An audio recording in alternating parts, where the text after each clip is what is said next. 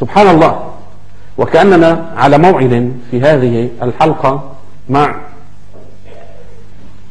أخبار تسربت من داخل الاجتماع الذي التقى فيه كوفي عنان مبعوث الأمم المتحدة وجامعة الدول العربية. التقى فيه مع، وعذرا على إطالة الجواب، ولكن في الحقيقة هذا هو لب الموضوع، كأننا في موعد في هذه الندوة وفي هذا الحوار مع معلومات تسربت من داخل اللقاء الذي عقده كوفي عنان مع العصابة الحاكمة في سوريا.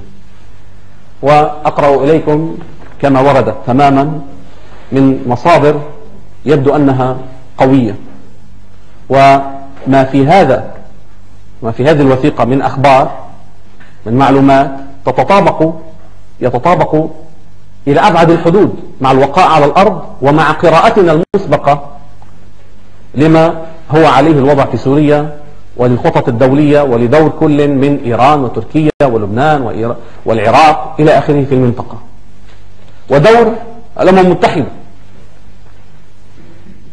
تقول الوثيقة أنه بعد زيارة عنان لإيران أول من أمس الأربعاء وصدور الأوامر من إيران لبشار الأسد بضرورة وقف الآلة العسكرية، طبعا لم يتوقف القتل اليوم، وكلنا سمع الأخبار بأن هناك أعدادا من القتلى سقطوا من الشهداء، وأن أعمال القتل زالت مستمرة، ولكن الآلة المدفعية تراجعت إلى حد كبير بأوامر من إيران. يعني قبل وقف النار بيوم كان كوفي عنان في إيران، وفي اليوم التالي أمس الخميس تراجع إلى حد كبير قصف الآلة العسكرية بتمام الساعة 6 صباحا. يقول المصدر أن ملابسات اجتماع كوفي عنان، يتكلم عن ملابسات اجتماع كوفي عنان بالحكومة السورية أثناء زيارته لدمشق الأسبوع الفائت، يعني قبل أن يزور إيران. ملخص تلك النقاط ما يلي: تم الاجتماع بالقصر الجمهوري بحضور كل من بشار الأسد وكوفي عنان والجنرال روبرت مورد النرويجي المرشح ليكون هو رئيس فريق المراقبين لوقف إطلاق النار في سوريا، وكل من العميد ماهر الأسد، العميد الركن ماهر الأسد، ووزير الدفاع ونائب وزير الدفاع ورئيس الأركان، وحضور مجموعة من ضباط برتبة لواء ركن، ووزير الداخلية ورئيس جهاز المخابرات العامة ورئيس المخابرات الجوية. وأهم ما تمت مناقشته في الاجتماع: أولا مناقشة ما وصل إليه الوضع في سوريا منذ 14 شهرا حتى الآن، وأن الوضع ازداد سوءا وكاد أن يخرج عن السيطرة تماما. هذه دلالة على أن أهل سوريا كسروا إرادة هذا النظام المجرم، هذه العصابة الحاكمة، ومن ورائها كسروا محاولة أمريكا للقضاء على الثورة في سوريا. أفاد المصدر أن مهمة عنان كانت بمثابة نقل القلق العالمي الحاصل لأمريكا وإسرائيل والدول الغربية. كوفي عنان يقول لبشار الأسد وللعصابة الحاكمة أن هناك قلقا عالميا حاصلا لأمريكا وإسرائيل والدول الغربية بسبب إخفاق النظام السوري في وقت الثورة بعد إعطائه النظام المهلة تلو الأخرى. يعني هذا الكلام الذي قاله أخي عبد اللطيف قبل قليل لم يكن قد قرأه هنا، هذه الوثيقة اليوم وصلت. التعبير هو نفسه: المهلة تلو المهلة، والفرصة تلو الفرصة. الغرب والدول المحيطة بسوريا العميلة لأمريكا أعطت عمدا بشار الأسد المهلة من أجل أن يقتل الثورة، من أجل أن يذبح ويدمر حتى يقضي على الثورة، لأنهم لا يريدون للثورة أن تنتصر. يريدون أن يتنحى بشار عن السلطة ولكن دون أن تنتصر الثورة، فليقضى على الثورة بعد ذلك نتفاهم مع بشار ليتنحى لأن ورقته سقطت، ولكن ليسوا مستعجلين على ذلك. يفيد المصدر أيضا بأن انشقاقا في الآراء داخل النظام العسكري في سوريا بين مطالب للتهدئة وبين مصر على المضي في العسكرة وإرهاب الشعب، ما أدى إلى انفعال كوفي عنان في الجلسة، الذي أتى بمهمة الآن. يعني الغرب أرسل كوفي عنان لأنه رأى أنه بعد مضي سنة من ثبات الثورة يبدو أن هذا الاستمرار على هذا النحو سوف يؤدي إلى انتصار الثورة، وهذا ما لا يريده العالم الغربي. لا يريدون للثورة أن تسقط النظام بالقوة، وإنما يريدون أن يحصل انتقال سلمي. لذلك أتت الأوامر لبشار بأن يوقف العسكرة ويوقف القتل والضرب. وستعرفون بعد قليل معلومات خطيرة جدا عن سبب خوف الغرب وأمريكا بالتحديد من هذه الثورة استمرارها، لأن استمرار القتل واستمرار الوضع العسكري في الثورة هو لصالح الثورة وليس لصالح الغرب. إذا كان هناك انشقاق في الرأي بين النظام العسكري في سوريا، بين من يطالب بالتهدئة وبين مصر على المضي في العسكرة وإرهاب الشعب، ما أدى إلى انفعال أنان في الجلسة، وقام بتحميل ماهر الأسد مسؤولية الانجرار في الوضع وتفلت سوريا من القبضة الدولية وتهديد أمن إسرائيل. إذا يحاسب النظام السوري أن هذا الوضع الذي أتيت عليه أوصلت البلاد إليه يؤدد أمن إسرائيل. إذا هذه من الأدلة الجديدة التي تثبت أن النظام السوري هو واحد من الأنظمة المكلفة بحفظ أمن إسرائيل. ما الذي يهدد أمن إسرائيل؟ انتصار الثورة. أنت أيها النظام السوري عجزت عن قمع الثورة، وبالتالي هذا سوف يهدد أمن إسرائيل، لأن هذه الثورة لا يمكن أن تتعايش مع إسرائيل. نوقش في الاجتماع، هذا بند آخر، نوقش في الاجتماع أوضاع الدول العربية. نوقشت أوضاع الدول العربية وبالأخص الخليج والأردن وتركيا، وطرق الإمداد السرية الموثقة للجيش الحر والكتائب على الأرض، وهي والوثائق التي حصل عليها النظام السوري ضد تلك الدول. وأن الدول الأوروبية، اسمعوا إلى هذه الملاحظة جيدا، وأن الدول الأوروبية لم تعد تحتمل الضغط الدبلوماسي العالمي الضغط الدبلوماسي العالي الذي تمارسه السعودية على حلفائها في الغرب. طبعا هذا كلام دبلوماسي يعكس الحقيقة، يصور أن السعودية هي التي تضغط على حلفائها في الغرب، وسوف يتضح فيما بعد أن المقصود هنا أوروبا بالتحديد. والحقيقة أن أوروبا هي التي توعز للسعودية، وبالتحديد بريطانيا وفرنسا، توعز للسعودية ولقطر وسائر دول الخليج بأن تقف هذه المواقف التي تعرفونها من النظام السوري. لأن الفارق الأساسي بين الولايات المتحدة وأوروبا أن النظام في سوريا هو نظام خاضع للسياسة الأمريكية، أما أوروبا فلا تملك شيئا داخل سوريا وداخل النظام السوري. فأمريكا تعمل على إطالة عمر النظام السوري لتقوم هي بعملية نقل السلطة، أما أوروبا فتريد استئصال النظام السوري فورا حتى يكون لها سهم فيما بعد في ترتيب الأوضاع في سوريا.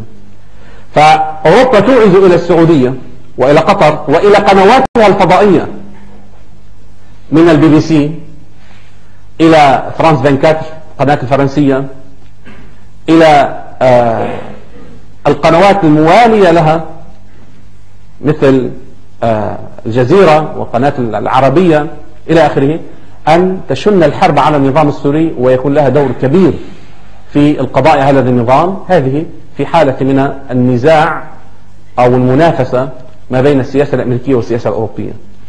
إذن وقد قال منذ أيام صرح المعارض السوري الشهير عمار القربي في سؤال ويعني في حوار صحافي عن السياسة الأمريكية تجاه الثورة السورية، فقال بكلام واضح إن السياسة الأمريكية تثبت نظام بشار الأسد في الحكم وتضغط على السعودية وقطر ودول الخليج كي تكف أو تمتنع عن تنفيذ مطلبها بتسليح الثورة. هذا أمر بات واضحا لهم. إذن هذه معلومة أخرى. مما ورد في التسريبات من هذا الاجتماع أن كوفي عنان طلب مناقشة التقارير التي قام النظام السوري بتحضيرها حول خسائره التي كشفت عن إحباط، يعني أحبط النظام السوري من هجمات الثوار والكتائب والجيش الحر، وأظهر تخوفه الواضح. مين أظهر تخوفه الواضح؟ كوفي عنان، حين كشف النظام عن خسارة ما يقرب من 3700 عنصر مختلفي الرتب ما بين الأمن والجيش، وما يقارب 300 آلية. يعني هذا رغم أن الجيش الحر والثوار لا يملكون من العتاد سوى الأسلحة الخفيفة، ومع ذلك هذه الحقائق التي تنشر الآن تظهر مدى الخطر الذي يشعر به النظام السوري ومدى يعني الحرج الذي يقع فيه الآن. وأبدى عنان تخوفه من الجيش الحر الذي أصبح يهدد النظام بشكل واضح وممنهج، وقال بالحرف الواحد: إذا كانت هذه الخسارات حقيقية فأنتم تواجهون خطرا حقيقيا، وأنكم تدركون خطر هذه الكتائب، إنكم تدركون خطر هذه الكتائب، خصوصا أنكم تطالبون بتعهدات مكتوبة منها. وذكر قال كوفي عنان أنه في حال استمر الحال على ما هو عليه فإن الجيش الحر سيكتسب شرعية دولية، وستنقسم الدول حوله إلى داعم وليس معادي، لا، إلى داعم أو محايد، وبالتالي فإن سوريا ستخرج عن نطاق السيطرة الدولية وستصبحون في عداد الأموات. يعني كوفي عنان يتكلم مع العصابة الحاكمة من موقع الحريص والناصح، أنكم إن استمررتم هكذا فسوف ينتهي أمركم. وناقش الاجتماع وضع الدول الداعمة للنظام السوري، وهي بالتحديد ما تعرفونه: إيران والعراق ولبنان، ويا لفخرنا أننا من الدول الداعمة لهذا النظام المجرم، وروسيا والصين بالطبع. الآن ما موقف، ما الأوامر التي أعطاها عنان؟ هدد عنان في حال عدم قبول مبادرته باللجوء إلى إيران، ولا جاء إلى إيران، ومن ثم روسيا والصين للضغط على النظام السوري، قائلا: إن سياستكم أدت بشكل مباشر، واسمعوها جيدا، وهذا لب الموضوع، وهذا الذي يجعل الثورة السورية لا ينصرها إلا الله، قائلا: إن سياستكم أدت بشكل مباشر إلى أسلمة الثورة وتحول سوريا إلى تورا بورا، حيث أفادت الاستبيانات والتقارير الدولية عن تحول الشعب إلى مجاهدين وطلاب شهادة يشترك فيها الرجال والنساء والأطفال على حد سواء. هذا كلام كوفي عنان وليس كلام حزب التحرير. اليوم لن يحكم الشر لن يحكم الشر أمة خير محمد صلى الله عليه وسلم، قرأناها منذ أيام.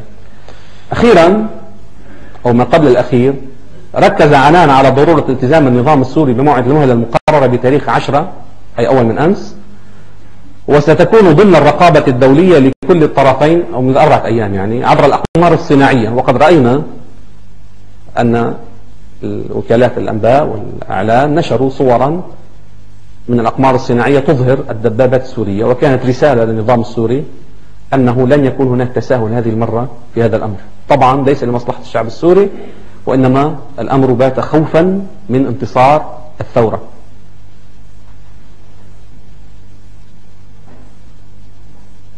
ستكون ضمن الرقابة الدولية لكلا الطرفين عبر الأقمار الصناعية، وأن النظام السوري طلب حدا أقصى للمهلة هو السبت.